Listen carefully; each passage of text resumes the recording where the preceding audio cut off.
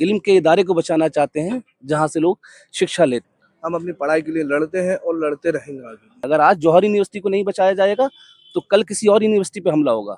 अगर इस यूनिवर्सिटी को तोड़ दिया गया तो जो 2500-3000 बच्चे यहाँ पढ़ रहे हैं उनके मुस्तकबिल का क्या होगा?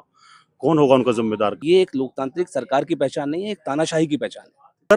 गरीब का बच्चा पढ़ गया, शिक्षित हो गया, तो इनके पीछे भीड़ चाल करने वाला और नारे लगाने वाला कौन रहेगा?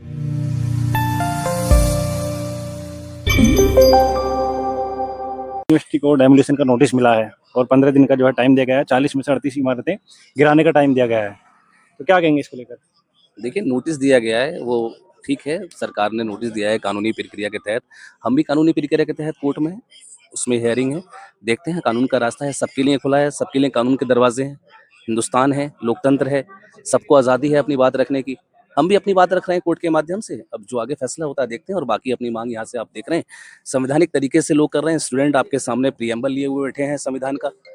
और हम खाली इसी यूनिवर्सिटी को बचाने की बात नहीं कर रहे, हम हर उस इल्म के इदारे को बचाना चाहते हैं जहाँ से लोग शिक्षा लेते हैं, जहाँ से लोग अपना भविष्य बनाते हैं।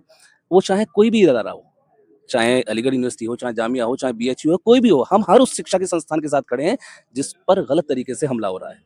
यहाँ पे बात खाली जौहर यूनिवर्सिटी की नहीं है। अगर आज जौहर यूनिवर्सिटी को नहीं बचाया जाएगा तो कल किसी और यूनिवर्सिटी पे हमला होगा। इस तरीके की ताकतें कल किसी और यूनिवर्सिटी पर हमला करेंगी।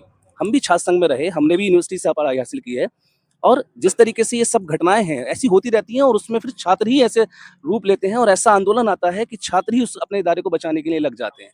तो आपके सामने सब आप देखिए, कैमरा अपना घुमा सकते हैं, सब एक शांतिपूर्ण तरीके से, लोकतांत्रिक तरीके से यहाँ पर बैठे हुए हैं और अपनी आवाज को बुलंद कर रहे हैं। और सबको हक है, बराबर का हक है। और हमारा जो संविधान का प्रियम्बल है, जो प्रस्तावना है, कभी आप उसको गौर से पढ़िए, क्या लिखा है उसमें?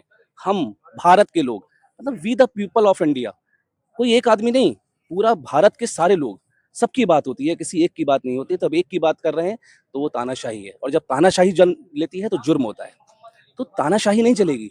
लोकतांत्रिक देश है, आप लोकतांत्रिक तरीके से बात करिए। हमारी बात को हमें रखने दीजिए, आवाज उठाने दीजिए। अगर आप उस आवाज को दबाना चाहते हैं, कुचलना चाहते हैं, तो ये एक लोकतांत्रिक सरकार की पहचान नहीं है, एक तानाशाही की पहचान है। क्या माइनॉरिटी होने की वजह से इस यूनिवर्सिटी को आजम टारगेट साहब किया की जा रहा जहां तक बात है, देखिए आजम साहब का गुनाह क्या है, मैं एक शेर के साथ आपको समझाना चाहूंगा।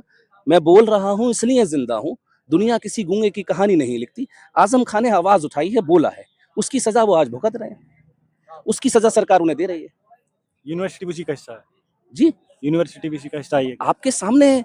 हो सकता है कुछ लोगों को ऐसा लगता हो कि वो हिंदुस्तान की उस आवाम को, दबी कुचली आवाम को कलम ना देना चाहती हो, उसकी दुश्मन हो, इसलिए यूनिवर्सिटी पर हमला किया जा रहा हो। यहीं से हैं आप? छात्रों के नहीं समर्थन सर, मैं मुरादाबाद से हूँ, मैं एडवोकेट हूँ। और मैं भी कहीं ना कहीं छात्र संघ में रहा हूँ और किसी यूनिवर्सिटी से मैंने भी पढ़ाई की है। जी, क्या कहेंगे आप?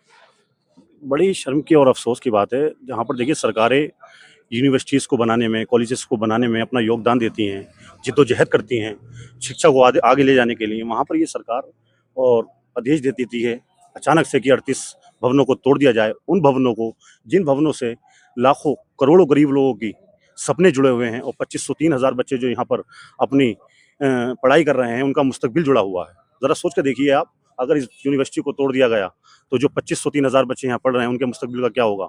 कौन होगा उनका जिम्मेदार? कहाँ जाएंगे वो?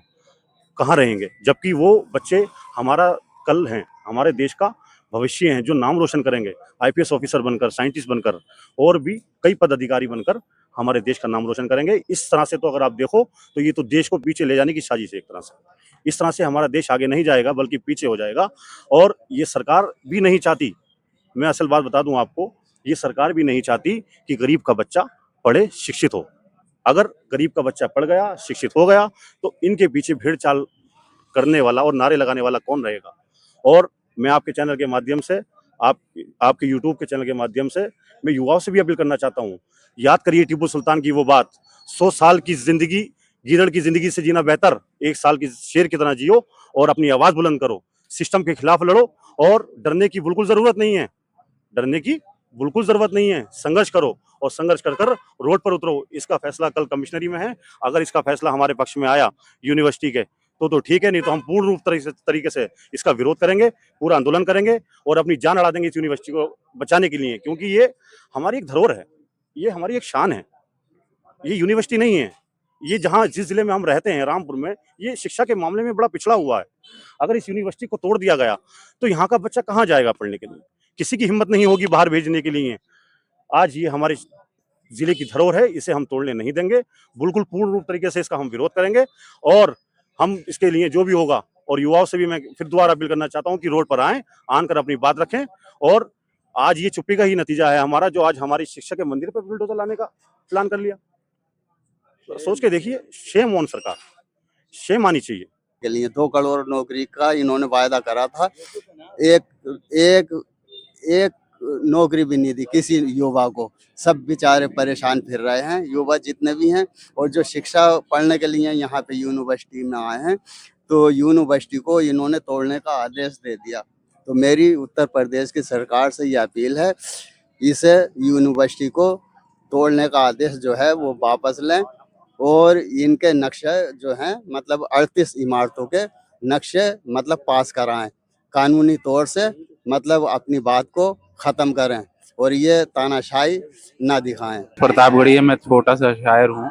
प्रतापगढ़ से ताल्लुक, प्रतापगढ़ से जो शायर बहुत हैं, इमरान प्रतापगढ़ी और आप। प्रतापगढ़ी, सुफियान प्रतापगढ़ी, शहजादा कलीम, अदनान प्रतापगढ़ी वगैरह वगैरह। उससे पहले राष्ट्रपति ऑर्डर जो है नाजिश प्रतापगढ़ी भी वहाँ पे रहे हैं शायर। प्रतापगढ़ी की जिस तरीके से यूनिवर्सिटी के डेमोलिशन को नोटिस मिला है, उसको लेकर आपका क्या ख्याल है? किसकी तरफ से?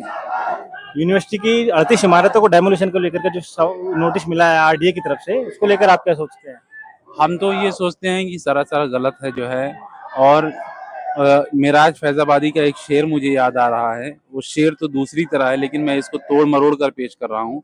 आदमी टूट जाता है एक घर बनाने में, आदमी टूट जाता है एक घर बनाने में, तुम्हें डर नहीं लगती इतनी बड़ी यूनिवर्सिटी तोड़ने में? और हवेली झोपड़ी सबका मुकद्दर फूट जाएगा। हवेली, जौहर साहब का शेर है कि हवेली झोपड़ी सबका मुकद्दर फूट जाएगा, साथ हिंदू मुस्लिमों का जब जहां से छूट जाएगा। मेरा नाम अब्दुल रहमान है। मुझे यहाँ 7 साल हो गए इस यूनिवर्सिटी में। मैं 5 साल हॉस्टल में रहा हूँ। मुझे ऐसी यूनिवर्सिटी और कहीं नहीं दिखाई देती जैसी ये यूनिवर्सिटी है। इतना अच्छा वातावरण, इतना अच्छी पढ़ाई, इतना अच्छा स्टाफ, हर एक चीज़ जो मुनासिब होनी चाहिए स्टूडेंट के लिए वो है। और हम अपनी मांगों को लेकर, हमें जो ऑर्डर सरकार ने दिया है इस यूनिवर्सिटी के लिए वो निरस्त करें। हम तब तक बैठे रहेंगे यहाँ पे जब तक वो ऑर्डर निरस्त नहीं होगा। हम अपनी पढ़ाई के लिए लड़ते हैं और लड़ते रहेंगे आगे।